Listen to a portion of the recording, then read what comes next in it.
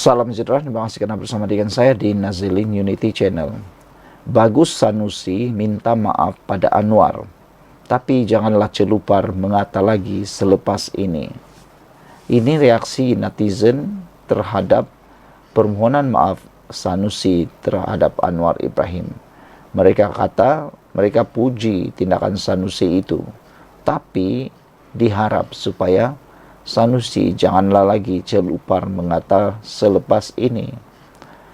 Menteri Besar Muhammad Sanusi Maknur dilaporkan memohon maaf di hadapan Perdana Menteri Anwar Ibrahim dan beberapa menteri kabinet yang hadir pada majlis sambutan Aidilfitri Madani peringkat Kedah semalam.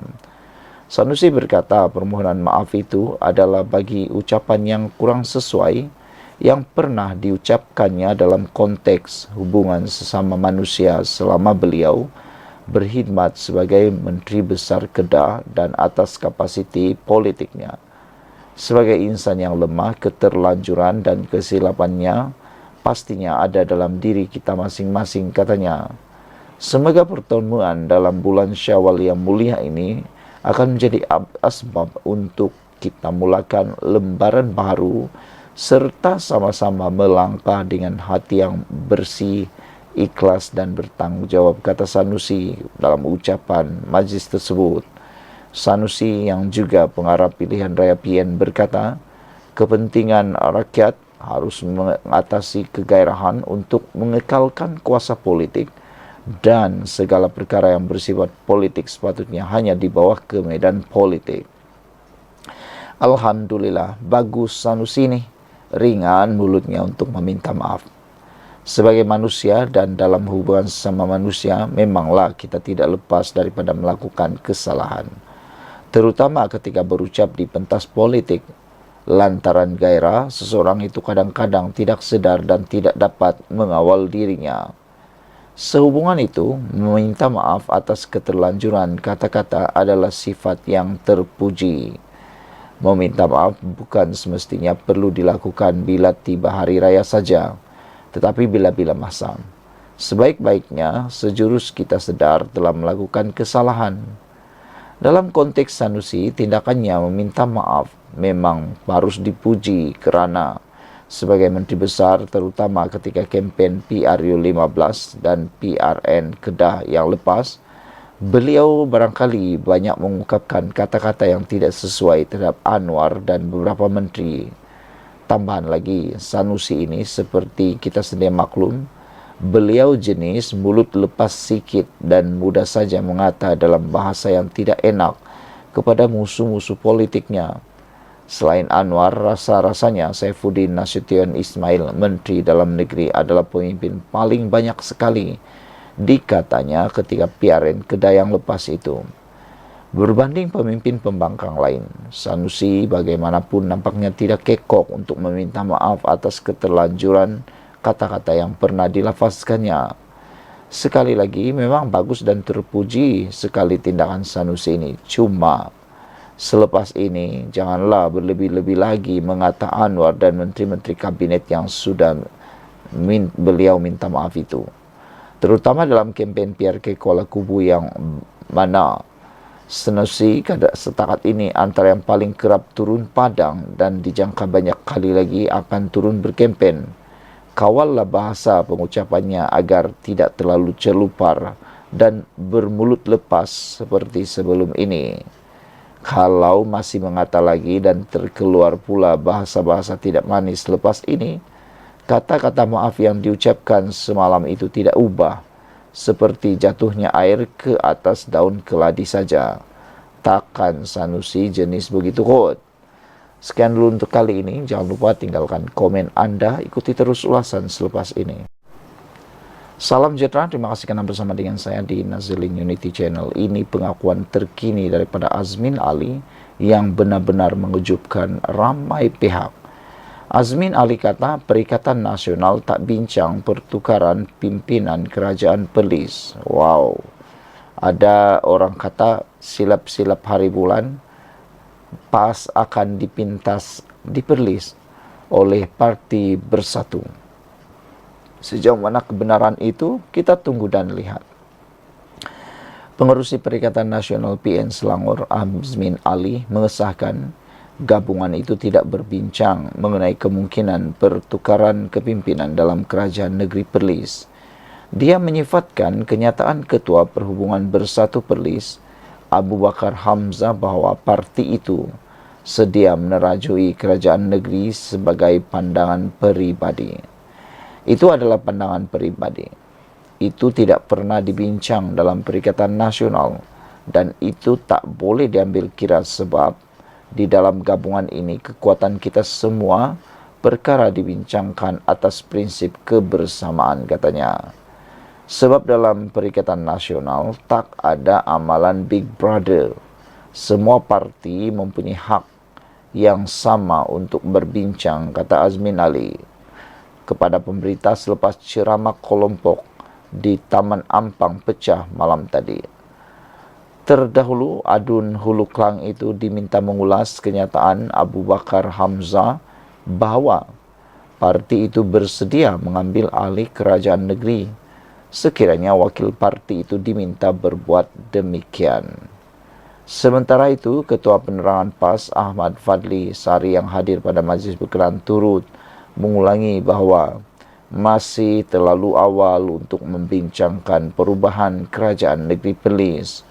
Ahmad Fadli berkata, siasatan penuh perlu dilakukan pihak berkuasa sebelum sebarang perbincangan mengenai kedudukan Sukri boleh dibuat. Sebelum ini, Suruhanjaya Pencegahan Rasuah Malaysia SPRM menahan Menteri Besar Perlis Muhammad Syukri Ramli untuk merakam kenyataannya berhubung dakwaan salah guna kuasa. Ia susulan penahanan anak Syukri dan 5 yang lain bagi membantu siasatan berkaitan penyerahan dokumen dan tuntutan palsu membabitkan RM600,000 sejak 2 tahun lalu. 4 komen daripada netizen di ruangan komen berkaitan dengan isu ini cukup mengejutkan ramai netizen. Saudara-saudara sekalian, yang mengejutkan kita ialah apabila ramai netizen mula dapat menghidu mungkin akan berlaku perubahan kerajaan di Perlis atau rombakan besar-besaran di Perlis. Saudara-saudara sekalian, Harimau 1 kata dalam ruangan komen, takkan anak buat salah bapa digantung. Undang-undang apa ni? Kalau begini banyak bapa yang kena gantung, ada taktik kotorkah, kata Harimau 1. Apa projek ni? Kata Harimau 1 lagi. Sekian untuk kali ini. Jangan lupa tinggalkan komen anda, tekan butang subscribe. Kita jumpa lagi. Salam sejahtera. Terima kasih kerana bersama dengan saya di Nazilin Unity Channel. Benarkah PAS akan tarik diri daripada kepimpinan Perikatan Nasional di Perlis? Menjadi persoalan itu besar dalam kalangan netizen di ruangan media sosial. PAS menganggap terlalu awal bincang pertukaran Menteri Besar Perlis. Ada pepatah mengatakan, kalau tiada angin, pokok tidak akan bergoyang. Jadi ada netizen yang mula dapat menghidu. Mereka mengatakan bahawa besar kemungkinan Menteri Besar Perlis akan digantikan atau dipecat. PAS menegaskan masih terlalu awal untuk membincangkan isu pertukaran kepimpinan kerajaan Perlis. Biarpun Menteri Besar Muhammad Syukri Ramli yang kini disiasat SPRM. Ketua Penerangan PAS Ahmad Fadli Sari berkata, semua pihak sebaliknya perlu membiarkan siasatan menyeluruh dijalankan pihak berkuasa sebelum sebarang perbincangan mengenai kedudukan Muhammad Syukri dibuat. Saya rasa masih terlalu awal untuk membincangkan soal perubahan kepimpinan kerajaan Perlis, kata beliau. Ini zaman kerajaan Madani. Ketika era ini, ada yang dipanggil membela diri pun dapat DNA, dilepas tanpa dibebaskan dan sebagainya, kata beliau. Kalau mahu bincangkan pertukaran kepimpinan kerajaan Perlis ini, masih terlalu awal. Kita serahkan kepada pihak berkuasa menjalankan siasatan, katanya, dipetik Berita Harian. Ahmad Fadli yang juga ahli Parlimen Pasir Mas berkata demikian selepas ceramah umum Perikatan Nasional di Kuala Kubu Baru malam tadi. Pada 1 Mei lalu, Ketua Pesuruhjaya SPRM Tan Sri Azam Baki dilapor mengesahkan Muhammad Syukri memberi keterangan selama 8 jam. Mengikut Seksyen 23 Akta SPRM 2009 membabitkan dakwaan salah guna kuasa. Pesuruhjaya PAS Perlis merangkap pengerusi Perikatan Nasional Perlis itu dipanggil memberikan keterangan membabitkan pelaksanaan projek pembangunan prasarana termasuk membaik pulih, menyelenggara pembekalan dan perkhidmatan di seluruh Perlis sejak tahun 2022. Sekian untuk kali ini. Jangan lupa ikuti terus ulasan selepas ini dan tekan butang subscribe. Salam sejahtera. Terima kasih kerana bersama dengan saya di Nazilin Unity Channel. Ramalan yang tak kena pun, Perikatan Nasional panggil Se-Azri beri ceramah kempen PRK-KKB. Wah, sekarang ini tiba-tiba pula Papa Gomo jadi hero. Papa Gomo jadi undangan kempen PRK-KKB. Walhal ramai orang yang tak tahu siapa sebenarnya Se-Azri ini. Bagi anda yang masih tak tahu siapa Se-Azri ini, Se-Azri ataupun Papa Gomo itu ialah orang yang mendapat cemuhan apabila rata-rata mencemu kemunculan Papa Gomo atau nama sebenarnya Wan Muhammad Azri Wan Deris di pentas ceramah PN yang baru-baru ini ditahan polis kerana disyaki mengeluarkan kenyataan mengaibkan yang di-Pertuan Agong. Yang peliknya, kata netizen, dia yang mengeluarkan kenyataan mengaibkan yang di-Pertuan Agong, salahkan Anwar pula. Buat dulu, salahkan orang lain, kata netizen. Tang mana dapat gelaran Se-Azri ni? Kalau akal serupa orang yang tak bermoral, cakap merapu bagai orang tak siuman, menternak dosa lah, tulis Kuen 510 di ruangan Harapan Diri ini. Yang menghadap dia bercakap tu tak tahu ke dia bekas polis kena buang sebab rasuah. Jadi Papa Gomo ni menurut netizen adalah seorang bekas polis yang kena buang sebab rasuah. Korang yang belajar tinggi-tinggi sanggup dengar gebang. Orang belajar pun tak pandai, kata Marcelines. Dulu join PDRM trafik, lepas tu kantoi rasuah pau orang susah. Kemudian cuba berniaga baju cut uptown. Sekarang tiba jadi hero orang Melayu lawan Anwar, ujar Lofi Ramli pula. Saudara-saudara sekalian, kita memang terkejutlah apabila Papa Gomo tiba-tiba dipanggil pula dalam kempen PRK-KKB. Papa Gomo dengan ramalan kejatuhan kerajaan Madani yang tak kena pun, rupanya dipanggil memberi ceramah sempena kempen PRK-KKB.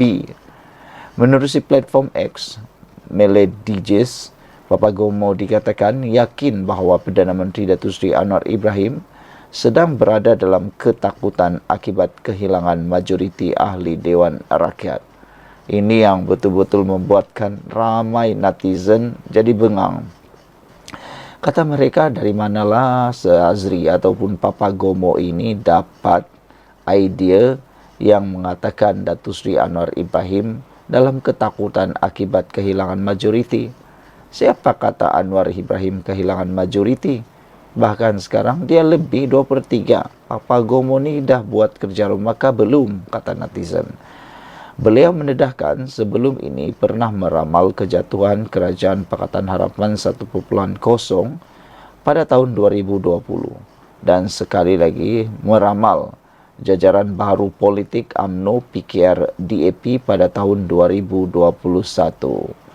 Pilihan raya kecil Dewan Undangan Kuala Kubu akan menjadi turning point kepada kesedaran dan penyatuan orang-orang Melayu ke arah perubahan sikit masa lagi, lapor Mele DJs.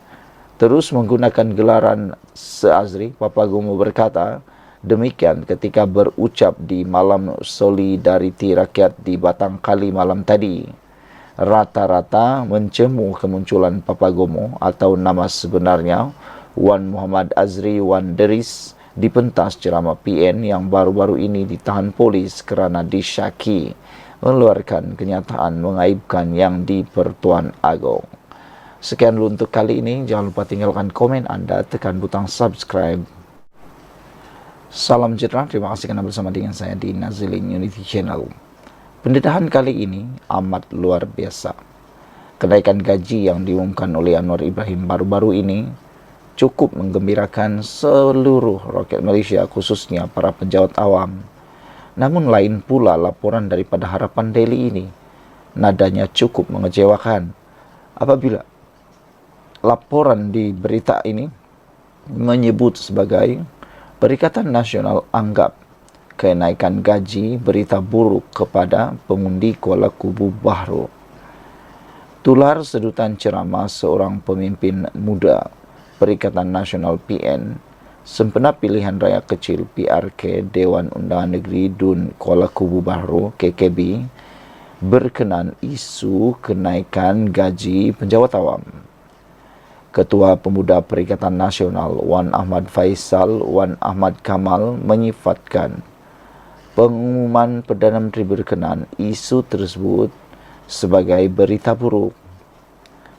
buruk kepada pengundi-pengundi Kuala Kubu Bahru. Walaupun Perdana Menteri mengumumkan bahawa penjawat awam akan menerima kenaikan gaji 15% bukan esok tapi 1 Disember nanti, kata berita itu. 1 Disember nanti maksudnya iaitu kenaikan gaji akan masuk dalam belanjawan 2025. Apakah Datuk Seri Anwar Ibrahim rasa yakin beliau dapat luluskan belanjawan ini? Soalnya.